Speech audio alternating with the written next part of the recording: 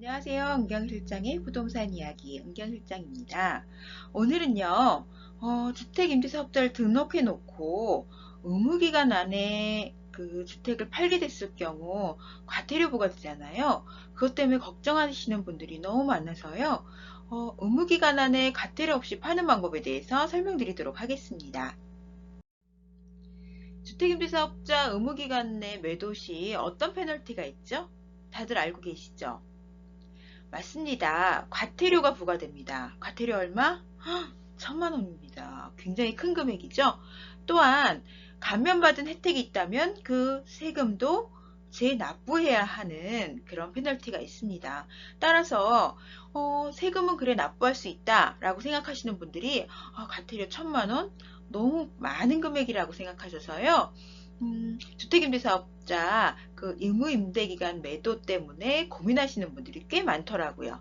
그런데요, 고민하실 필요 없이 과태료 부과 없이 의무기간 내에 매도할 수 있는 방법 오늘 알려드리겠습니다. 임대사업자 포괄 승계라는 제도가 있습니다. 들어보셨죠? 못 들어보셨다고요? 네, 걱정하지 마십시오. 설명드릴게요.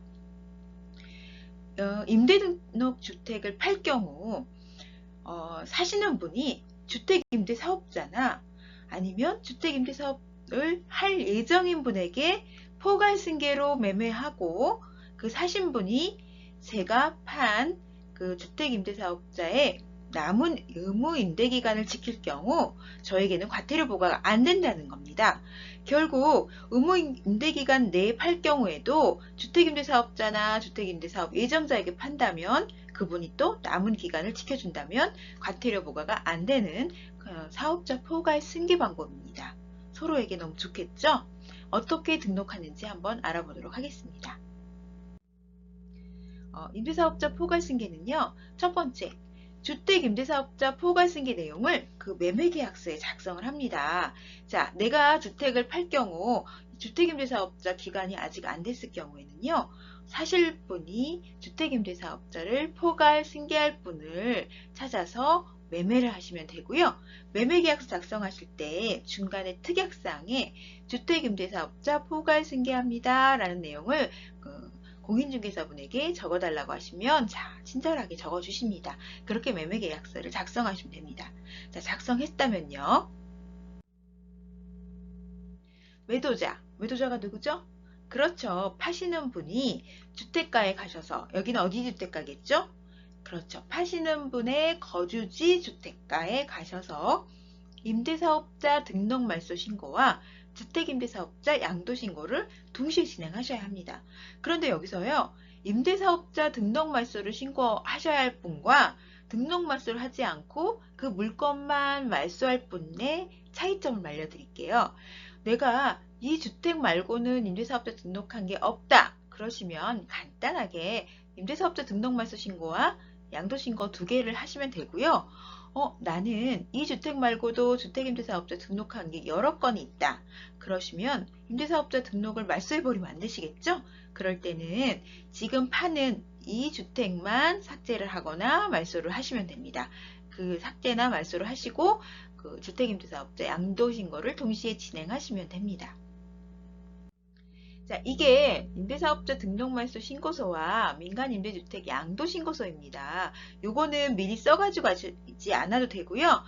구청이나 시청이나 뭐 주택가 가시면요. 요 양식이 있습니다. 그래서 이걸 양식을 주실 거예요. 그럼 그대로 써서 제출하시면 됩니다. 그러면 임대사업자 포괄승계하러 갈 때 필요서류 뭘 가져가야 되는지, 자, 첫 번째 매매계약서. 아까 말씀드렸죠? 임대사업자 포괄승계합니다 라고 특이하게 쓰여있는 매매계약서를 가져가셔야 되고요. 두 번째, 임대사업자 등록증 가져가셔야 됩니다. 여러분들 임대사업자 등록증을 자꾸 헷갈려 하시는데요. 세무서에서 나온 사업자 등록증과 달리 우리가 왜 구청이나 시청이나 가시면 주택가 가셔서 임대사업 등록 신청하시면요. 며칠 있다가 사업자 등록증 찾으러 오세요 라고 연락이 오잖아요. 가보면 임대사업 등록증이라고 해서 내가 신청한 주택이 그 임대사업자 등록증 밑으로 한 개면 한 개, 두 개면 두 개, 이게 등록되어 있는 임대사업자 등록증이라는 게 나옵니다. 그거를 말씀드리는 거예요. 그래서 매매계약서와 임대사업자 등록증 가져가시고요. 신분증 가져가시면 됩니다.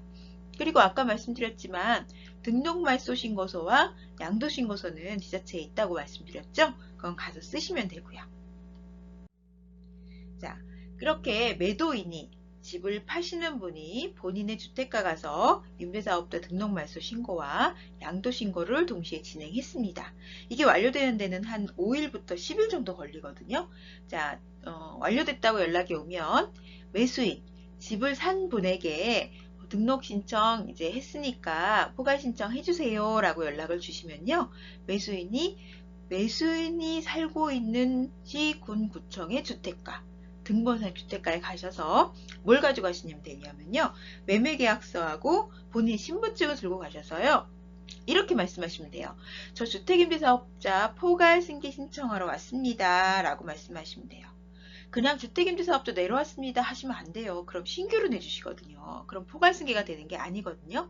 그래서 포괄승계 신청하러 왔습니다 하시면 공무원분이 매매계약서 줘보세요 하고 받아서 그 어떤 물건인지 또 어떤 분에게 포괄승계했는지 그 인적사항 나와 있잖아요. 그걸 확인해서 그 주택임대사업자 등록된 그 물건을 나에게 등록을 해주시거나 새로 임대사업자 안 내신 분들은 새로 임대사업자를 내주십니다. 자, 이렇게 하면 포괄승계 신청 완료되시는 겁니다. 어렵지 않으시죠? 자, 정리해 드릴게요. 첫 번째, 임대기간 내에 주택을 팔 경우 주택임대사업자를 포괄승계할 매수인을 찾는다. 이게 어떤 분이냐면 주택임대사업자를 기존에 갖고 계신 분이나 아니면은 내가 지금 팔집에 실거주 하실 목적이 아닌 임대사업을 하실 목적, 새로 내실 분을 찾아서 계약을 하시면 되고요.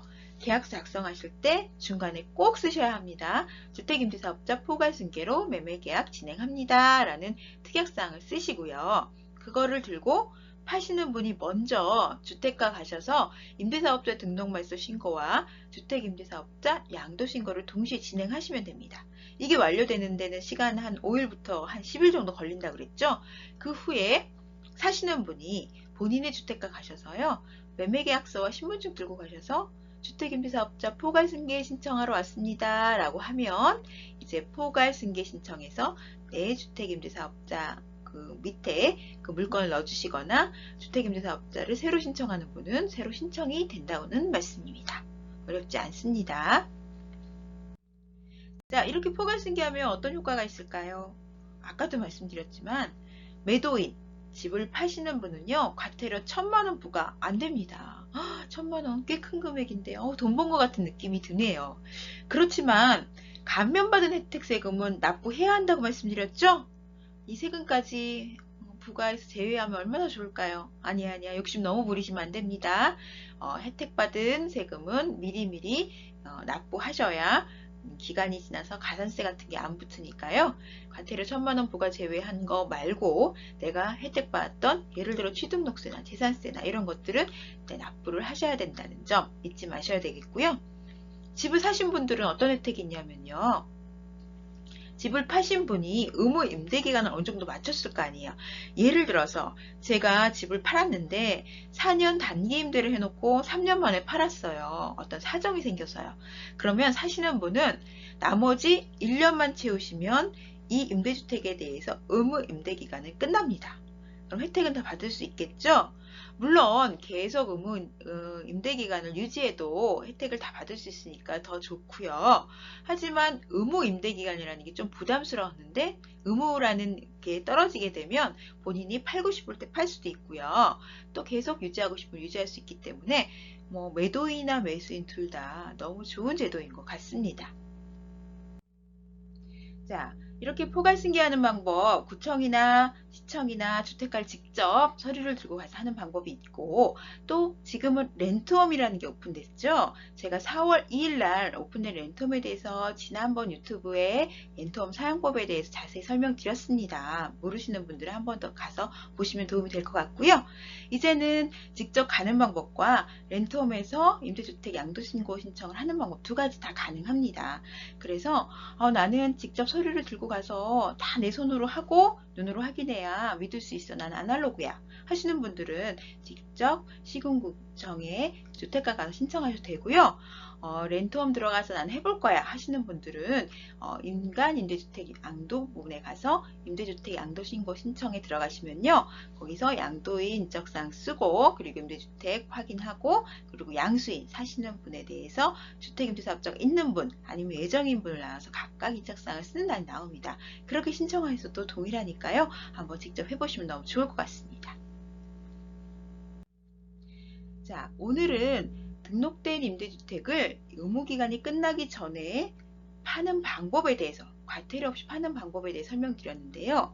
제가 여기에 대해서 제 블로그에, 은경실장의 부동산 이야기 블로그에 미리 포스팅을 했더니 가장 많이 묻는 질문이 있더라고요. 어떤 질문이냐면요.